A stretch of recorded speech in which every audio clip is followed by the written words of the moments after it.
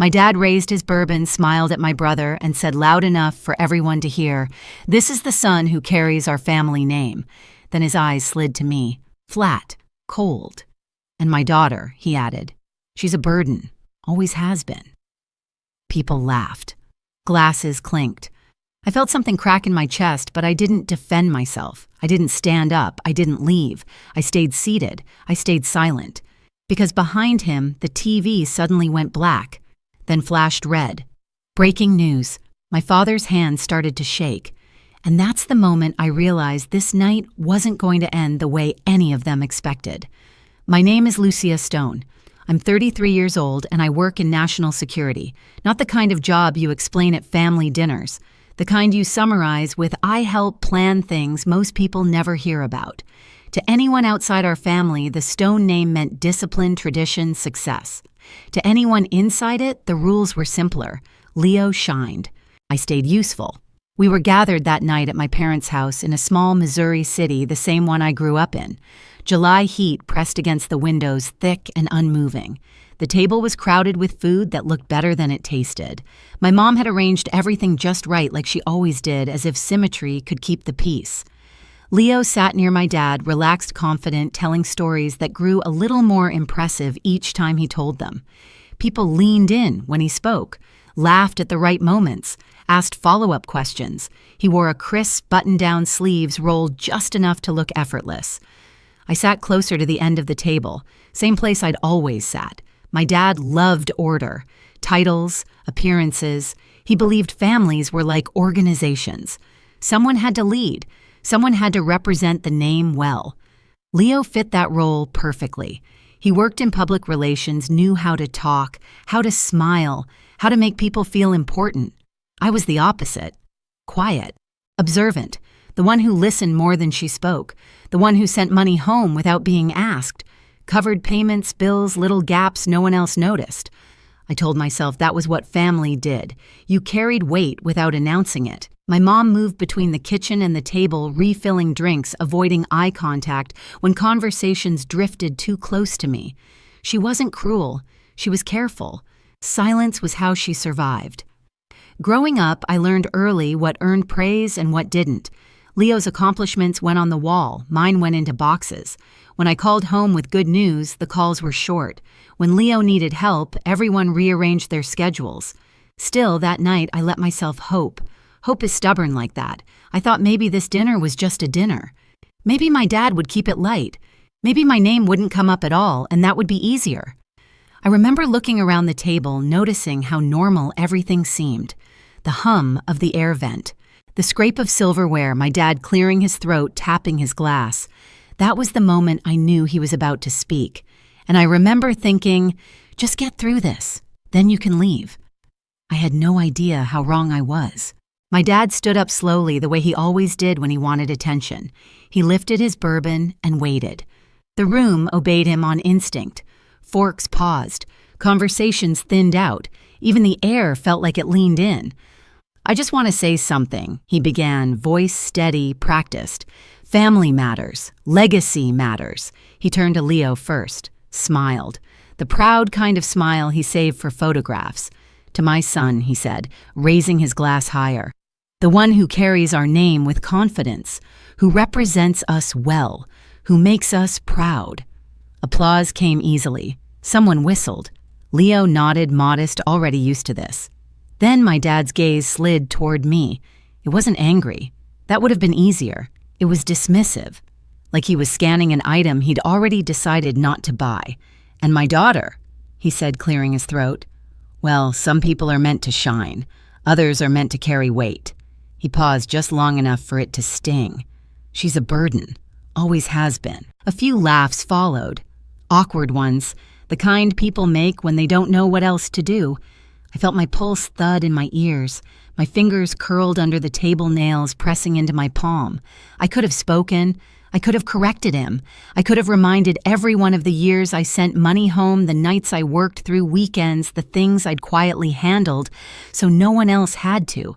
I did none of that. I stayed still. I stayed silent. I watched my mother lower her eyes, focusing hard on a napkin that didn't need folding. I watched Leo take a sip of his drink, avoiding my direction completely. I watched relatives glance at me, then quickly away, as if eye contact might make them complicit. Something settled in my chest then. Heavy, solid, not pain exactly. Clarity. This wasn't a misunderstanding. It wasn't a bad joke. It wasn't something that could be fixed with a conversation later.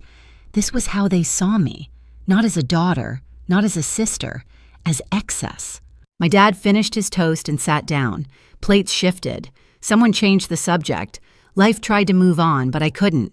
I looked around that table and realized I had spent my entire life earning silence instead of respect, carrying responsibility like it was my role, my duty, my flaw.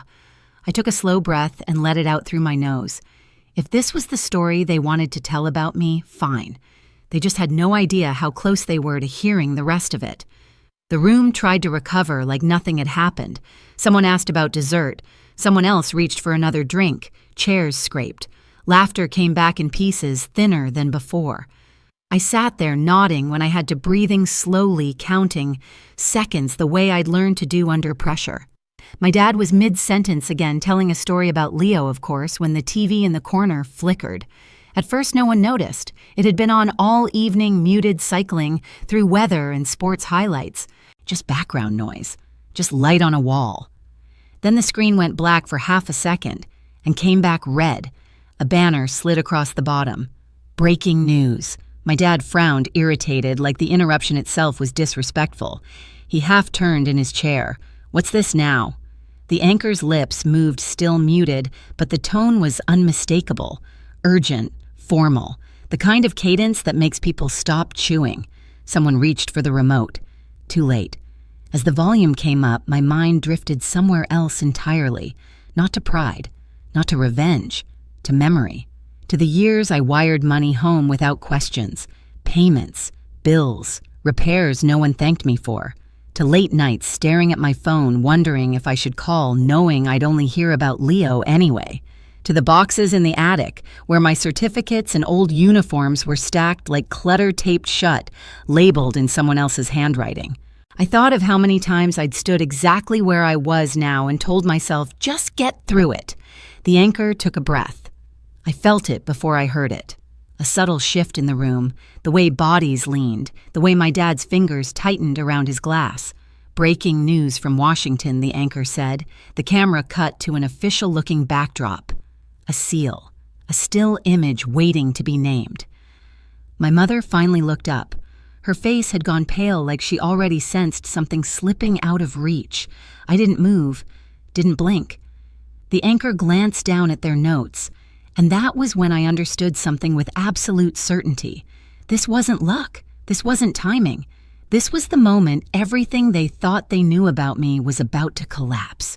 The anchor opened their mouth again and said my name. The anchor said my name slowly, clearly, like it belonged to someone else. Lucia Stone, 33. The room froze. My dad's bourbon glass tapped the edge of his plate, a small nervous click that traveled farther than it should have. His hand was shaking, not enough to spill, but enough to betray him. A red banner crawled across the screen. Breaking news, and yes, it was CNN, the same network my father loved when it made our family look respectable. The camera cut to an official-looking backdrop, then to a photo of me in a dark uniform. No smile, no staging, just my face the way it looks when I'm focused and tired. The anchor continued breaking. Lucia Stone, 33, promoted to Brigadier General. No one breathed. Leo's color drained like someone unplugged him. His mouth opened, then closed, then opened again without sound. He stared at the TV, then at me, then back at the TV like the words might rearrange themselves into something that didn't threaten him. My mother pushed her chair back too fast. It screeched against the floor. She grabbed the table with both hands, eyes locked on the screen as if the wood could keep her upright. My father blinked hard, once, twice. Then he said, "That can't be right." He didn't say it like confusion. He said it like accusation, like the universe had broken a rule without asking him. The anchor's voice kept going calm and steady. They talked about leadership under pressure and strategic judgment. They didn't share details just enough to make it real. The kind of recognition that doesn't come from charm, it comes from results. I stayed seated. My hands were folded in my lap. I didn't smile. I didn't stand up and soak it in. I'd learned the hard way that pride can be turned into a target in rooms like this. My father finally turned to me. "Why wouldn't you tell your family I met his eyes? I didn't think you'd be interested." That sentence landed like a door closing. My mother whispered, "Lucia, honey, why didn't you say something?" I looked at her and felt an old ache move under my ribs, because every time I tried to share anything about my life, it turned into a conversation about Leo. Leo flinched. "That's not fair." My father leaned forward, trying to reclaim his power. "Don't make this a competition. Tonight was about celebrating your brother. It was about celebrating your favorite," I said, still quiet. Someone at the far end of the table cleared their throat. A cousin stared down at their napkin like it was suddenly fascinating. My father lifted his bourbon again like he could toast his way out of consequences. "I was joking earlier. You called me a burden," I said, in front of everyone. He waved a hand. "People say things." I felt my jaw tighten. "You didn't even say my name." Silence pressed in. Leo tried to step in voice, too quick, too practiced. "Look, if you wanted attention, you could have told us. This is embarrassing." Embarrassing. That was the word that mattered to him. Not what my father said. Not what it took for me to get here. Just how it looked. I stood up, then, slow and steady. My chair whispered against the floor. Every eye followed me, hungry and uncomfortable at the same time. "I didn't come for attention," I said. Leo scoffed. "Then why are you making a scene?" I glanced around the table.